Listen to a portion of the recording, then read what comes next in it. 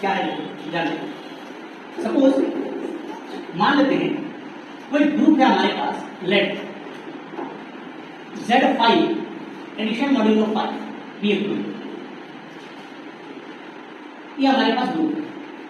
हम चाह रहे हैं कि ये साइक्लिक है कि नहीं है ये पता करना है, तो कैसे करेंगे? सबसे पहला बात, Z5 एडिशन मॉड्यूलो 5 के अंदर जो एलिमेंट आएगी वो होगी 0 1 2 3 4 और क्या है एडिशन मॉड्यूलो 5। ये हम लोग के पास है ना। क्या ये साइक्लिक है नहीं है, अगर ये आपको पता करना है तो इसके लिए हम हेल्प लेंगे किसका, केरिस कंपोजिशन टेबल का। एडिशन मॉड्यूलो 5 है, एलिमेंट क्या क्या है, 0 है 1 है 2 है 3 है 4 है। अगेन यहाँ 0 है 1 है 2 है 3 है और क्या है 4 है। ठीक है, यहां पर एडिट 0 + 0 0 कितना हो जाएगा 1 0 + 2 2 3 और ये क्या होगा, ये क्या होगा 1 2 3 4 और 1 + 4 5 5 डिवाइडेड बाय 5 क्या हो जाएगा 0 हो जाएगा। एडिशन मॉड्यूलो पर कंफर्टेबल होना कैसे पता करना है, ये 2 3 4 0 1 इधर 3 4 0 1 2 इधर 4 0 1 2 3 ये हम लोग के पास है। ठीक है ना, ये हम लोग के पास केरिस कंपोजिशन टेबल है। इस टेबल में देखो क्या सारे एलिमेंट कवर्ड हुए, क्या सारे एलिमेंट कवर्ड हुए ना, बोलेंगे सर यस कवर्ड हो गए। अगर सारे एलिमेंट कवर्ड हो रहे मतलब ये क्या है, एसोसिएटिव क्लोजर प्रॉपर्टी को सेटिस्फाई किया, क्या ना, क्या प्लस एसोसिएटिव होता नहीं होता है, प्लस बाय डिफॉल्ट एसोसिएटिव होता है। अब हम बात करेंगे अगर आइडेंटिटी एलिमेंट की, तो देखिए जरा इस रो को गौर से देखिए आप और इस रो को गौर से देखिए आप, दोनों रो एक दूसरे का आइडेंटिकल है, मतलब E = 0 जो है ये उसका आइडेंटिटी एलिमेंट है। यस और नो, अगर ये आइडेंटिटी एलिमेंट है तो यहाँ पर 0 को हम इंडिकेट करेंगे, यहाँ 0 को इंडिकेट करेंगे, यहाँ 0 को इंडिकेट करेंगे, यहाँ 0 को इंडिकेट करेंगे और यहाँ 0 को इंडिकेट करेंगे। क्या क्या फिलहाल हमको मिल चुका है, हमको मिल चुका है आइडेंटिटी एलिमेंट कितने की है 0, और क्या मिला हमको इनवर्स मिल गया। जैसे 0 का इनवर्स कितना होगा, 0 का इनवर्स 0 होगा, 1 का इनवर्स कितना होगा बता दो, 1 का इनवर्स 4 होगा, और 2 का इनवर्स कितना होगा 3 होगा, और 3 का इनवर्स क्या होगा होगा। अब हम बात करते हैं ऑर्डर की, ऑर्डर क्या बात 4 का इनवर्स 4 का इनवर्स कितना होगा 4 का इनवर्स हो रहा है ना। अब हम बात करते हैं ऑर्डर ऑफ जी का, ऑर्डर ऑफ जी का ग्रुप का ऑर्डर कितने का है 5 ऑर्डर का है ना। अब ऑर्डर ऑफ एलिमेंट्स निकालते हैं, ऑर्डर ऑफ एलिमेंट्स की बात करते हैं। ऑर्डर ऑफ एलिमेंट्स क्या है हम लोग के पास, जैसे ऑर्डर ऑफ 0 की बात करें, आइडेंटिटी एलिमेंट का ऑर्डर हमेशा 1 होता है।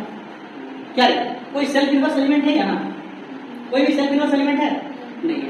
अगर सेल्फ इनवर्स एलिमेंट नहीं है तो ऑर्डर 2 होने का कोई चांसेस नहीं है। बाकी तो डायरेक्टली हम नहीं बोल सकते।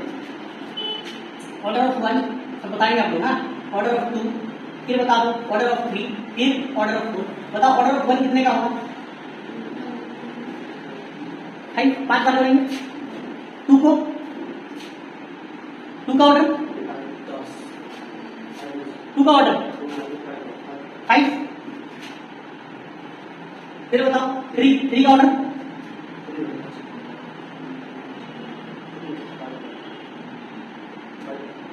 5 आएगा। 3 को 5 बार करेंगे 5 आएगा। 4 का ऑर्डर इसका 5 आएगा। 4 का 5 आएगा। बढ़िया से देखो क्या ये सारे एलिमेंट का ऑर्डर सही है कि नहीं है, बच्चे चलो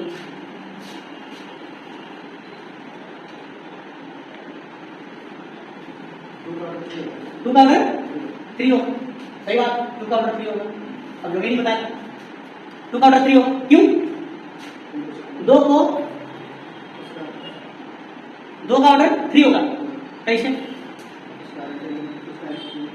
2 को कितनी बार ऐड करें, 2 को करना होगा 5 बार ऐड तो 10 आएगा ना, और 10 को 5 से डिवाइड करेंगे तब ना रिमाइंडर 0 आएगा, तो ये इसका ऑर्डर इसका मतलब 5 होगा। 3 को कितनी बार ऐड करेंगे बता दो, 5 बार 15 आएगा, 5 से डिवाइड करेंगे तो रिमाइंडर 0 आएगा। और बताओ 4 का 5 बार ऐड करेंगे, यही ना होगा।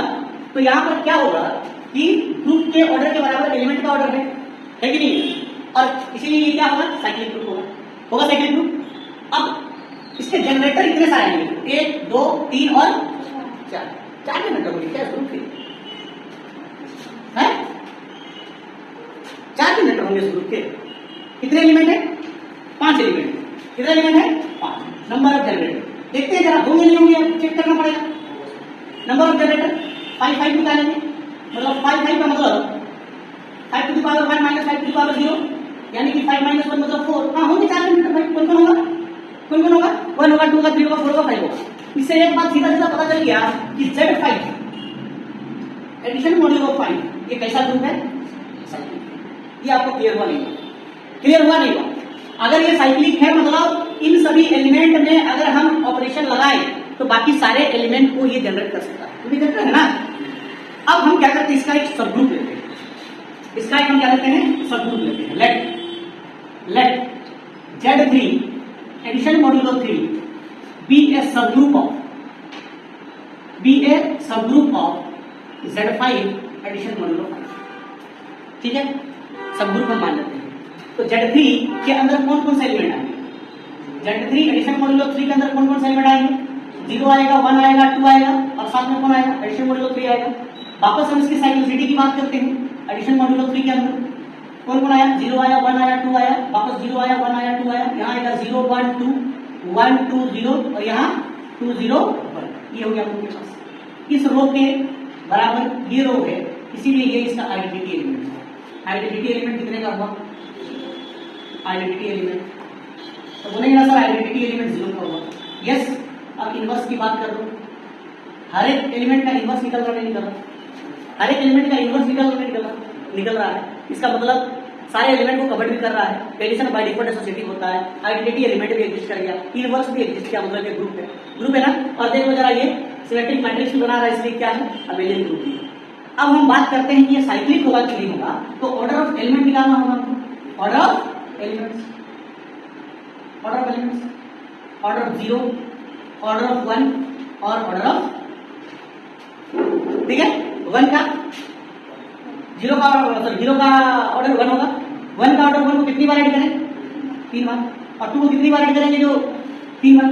तो यहाँ पर देखो ग्रुप का एलिमेंट का ऑर्डर है ना, ऑर्डर ऑफ ग्रुप कितने का है, ये भी 3 है, यानी कि ग्रुप के ऑर्डर के बराबर का, एलिमेंट का ऑर्डर ग्रुप के ऑर्डर के बराबर का है। इसका ये मतलब हुआ कि ये जो Z5 है addition module of Z3 addition module of 3 जो है, ये भी क्या है, ये क्या हो गया, साइक्लिक।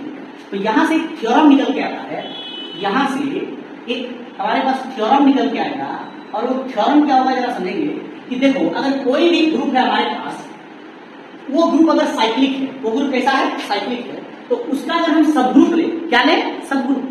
सब ग्रुप किसको बोलते पता है ना, किसको बोलते सब ग्रुप, अपने आप में ग्रुप हो और सब ग्रुप के जो भी एलिमेंट होंगे वो ग्रुप के सबसेट भी हो, और वो खुद अपने आप में सेम ऑपरेशन के अंदर ग्रुप बनाए। जैसे यहाँ ऑपरेशन क्या था, एडिशन मॉड्यूल ऑफ 5 था, एडिशन ऑपरेशन था, तो यहाँ पर हम लोग क्या लिए, एडिशन ऑपरेशन लिए, ऑपरेशन भी सेम था, और इसका सारे एलिमेंट उसके अंदर कंटेंट भी कर रहे थे, यानी कि Z3 addition module of 3 Z5 addition module of 5 क्या है, सब ग्रुप है ना। तो कोई भी ग्रुप अगर साइक्लिक है तो उसकी सब ग्रुप भी क्या होगी, साइक्लिक होगी। यहाँ पर हम लोग लिख सकते हैं कि यहाँ पर थ्योरम ऐसा बना सकते हैं, late Z be a cyclic group, let G be a cyclic group and H be the क्या, subgroup of Z, then H is also a cyclic group, H is also a cyclic group। और ये काफी important theorem है, समझ आई बात। अगर late मान लेते हैं G कोई साइक्लिक ग्रुप है एंड H भी सब ग्रुप ऑफ G, H अगर G का क्या है, सब ग्रुप है, then H is also a cyclic group, H भी क्या होगा, साइक्लिक ग्रुप होगा। ये थ्योरम हमारे पास निकल गया, क्लियर है बात, और आपको हम प्रूव करके बता दिया बाई एग्जांपल, ठीक है। आइए जरा इस थ्योरम को हम लोग प्रूव करते हैं, ठीक है ना। तो लिखेंगे थ्योरम, ठीक है। थ्योरम क्या था कि अगर कोई भी ग्रुप G साइक्लिक है तो उसका सब ग्रुप भी साइक्लिक होगा, ये हमको प्रूव करके बताना है। अगर G साइक्लिक है तो क्या जानते हो डेफिनेशन से, कि उस ग्रुप के जितने भी एलिमेंट होंगे वो किसी एक एलिमेंट के ऑपरेशन से जनरेट होंगे, ऑपरेशन लगाने पर जनरेट होंगे। यहां पर हम लिखते हैं ग्रुप में let G be a group, which is generated by the element, which is generated by the element A, and let H be any subgroup of G। मान लेते हैं H क्या है, कोई सबग्रुप है G का। अगर H सबग्रुप है G का तो H के भी जो एलिमेंट होंगे वो भी A के द्वारा ही जनरेट किए गए होंगे। देखो अभी हम लोग देखिए एग्जांपल में कि Z5 एडिशन मोडुलो 5 का जनरेटर कौन कौन था, 1 था, 2 था, 3 था, 4 था। 5 कहां से आया, 4 था। Z3 एडिशन मोडुलो 3 का कौन कौन था, 1 था, 2 था। यानी कि सबग्रुप का जो जनरेटर है और जो मेन ग्रुप है, यानी ग्रुप का जो जनरेटर है उस सबग्रुप का भी जनरेटर होगा। सारे होंगे ये नहीं बोल रहे हम, लेकिन होंगे नहीं होंगे। तो यहां पर हम क्या लिखें, G be a group which is generated by the element A and H be any subgroup of G। अगर H सबग्रुप है G का, then the elements of H also can be generated by some what integral power of A। हाँ या ना, A में कुछ integral power हम रखेंगे तो वो H को भी निकाल के देगा, जो G को है तो H को भी निकाल के देगा ना भाई। अरे हाँ या ना, निकाल के देगा। मान लेते हैं लेट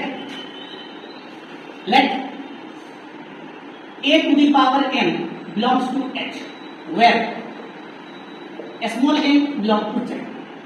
मान लेते हैं n क्या है, कोई भी पॉजिटिव इंटीजर मान लेते हैं, Z प्लस मान लेते हैं। तो A में पावर हम डालते जाएंगे तो वो H का एलिमेंट को देगा नहीं देगा, H का एलिमेंट को देगा नहीं देगा। we have to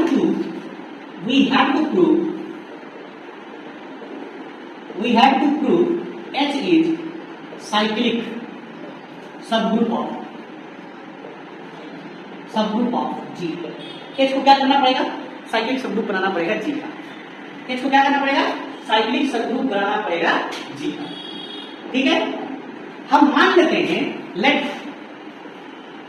A to the power K, एक जनरेटर में A उसमें कुछ पावर लगा रहे K, B any element of H where K belongs to Z। देखो एक तो हमारे पास था कि A जो है, A जनरेटर है, किसका जनरेटर है, G का जनरेटर है, और एक किसका जनरेटर है, एक इसका और किसका जनरेटर है, एक H का भी जनरेटर है। A में हम कुछ पावर डाले तो क्या निकाल के लेके आया, H। यही पावर डालने तो G का एलिमेंट को भी निकाल के देगा नहीं देगा। तो हमें दूसरा एलिमेंट हम कंसीडर कर लिए H ग्रुप के अंदर, और वो एलिमेंट क्या है, A का पावर K। वो एलिमेंट क्या है बोलो, A का पावर K। A का पावर क्या है, K। अब ये बता दो जरा, ये जो K होगा ये M से बड़ा होगा कि छोटा होगा, K जो होगा ये M से बड़ा होगा कि छोटा होगा, क्यों छोटा होगा, है ये छोटा क्यों होगा, M से छोटा क्यों होगा,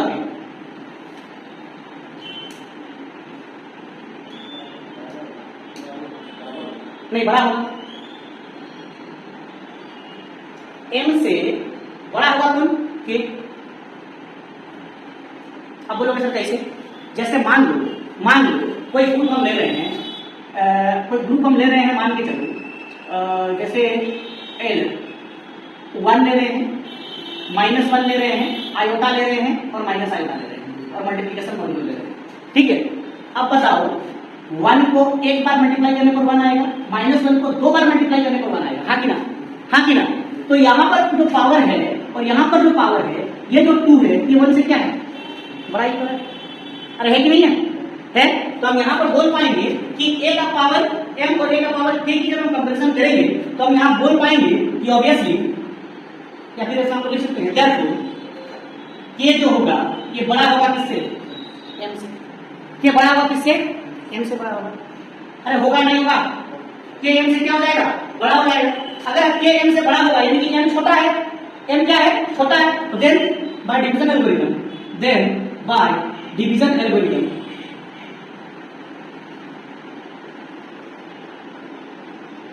एल्गोरिथम क्या हो जाएगा, देखो k बड़ा है m छोटा है तो k को यहां रखा जाएगा, m छोटा है यहां रखा जाएगा और उसको डिवाइड किया जाएगा।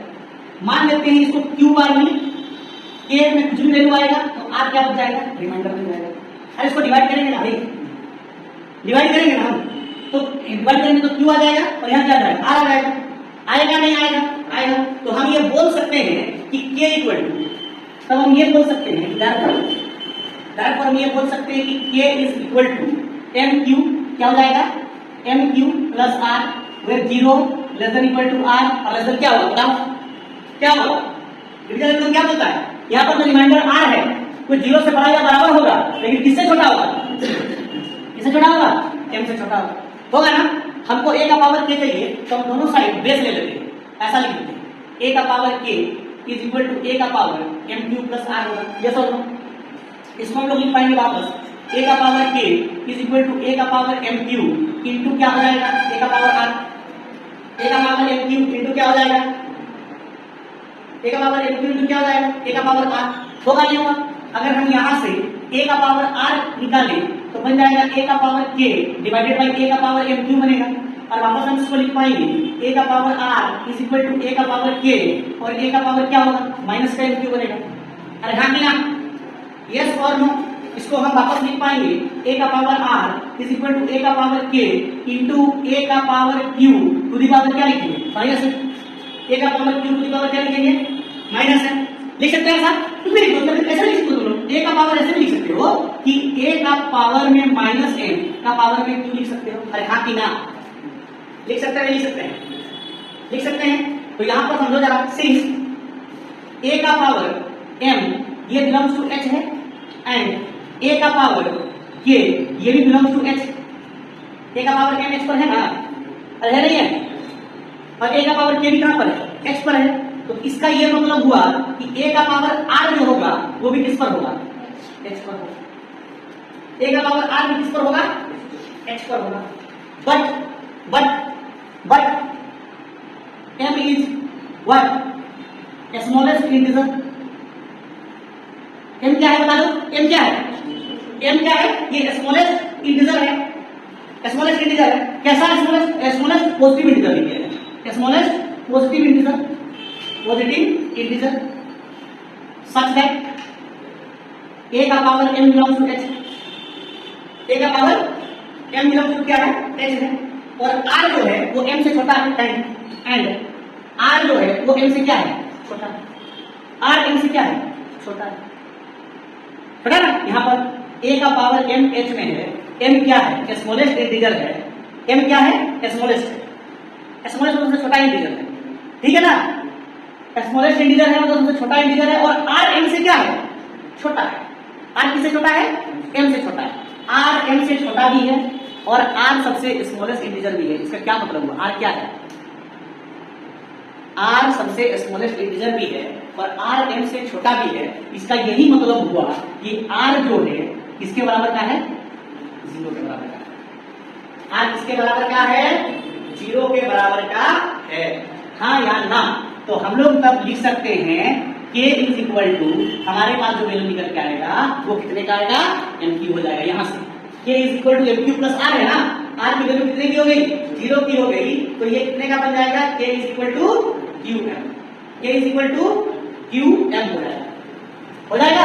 अगर हम इसमें a का पावर k करें तो a का पावर m क्यू बनेगा, और a का पावर m करें k करें तो a का पावर m का पावर क्या आ जाएगा, q आ जाएगा, आ जाएगा, आ जाएगा ना। अब ध्यान में जरा, a का पावर k क्या था, a का पावर k क्या था, ये एलिमेंट था h का, था, और a का पावर m क्या था, a का पावर m क्या था, ये भी h का एलिमेंट था, लेकिन a एक्चुअली में किसका एलिमेंट था, g का, किसका एलिमेंट था, g का, था ना।